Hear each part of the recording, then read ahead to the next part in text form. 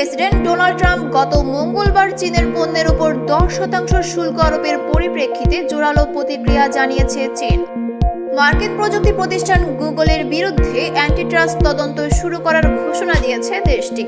সেই সঙ্গে শুল্ক নীতি পরিবর্তন করে যুক্তরাষ্ট্র থেকে আসা কয়লা এবং প্রাকৃতিক গ্যাসের উপর 15% এবং অপরিশোধিত তেল, কৃষি যন্ত্রপাতি, পিকআপ ট্রাক ও বড় ইঞ্জিনের গাড়ির উপর 10% শুল্ক আরোপের সিদ্ধান্ত নিয়েছে চীন।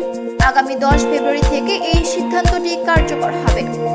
চীনের বাণিজ্য মন্ত্রণালয় ও কাস্টমস প্রশাসন জানিয়েছে, জাতীয় নিরাপত্তার স্বার্থ রক্ষা করতে তারা কৌশলগত খনিজ পদার্থের রপ্তানির উপর কঠোর নিয়ন্ত্রণ আরোপ করবে।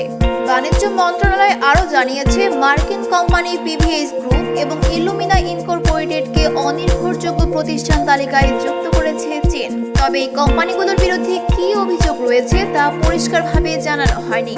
চীনের অর্থ মন্ত্রণালয় এক বিবৃতিতে বলা হয়েছে, যুক্তরাষ্ট্রের একতরফা শুল্ক আরোপ বিশ্ব বাণিজ্য সংস্থার নিয়ম লঙ্ঘন করে।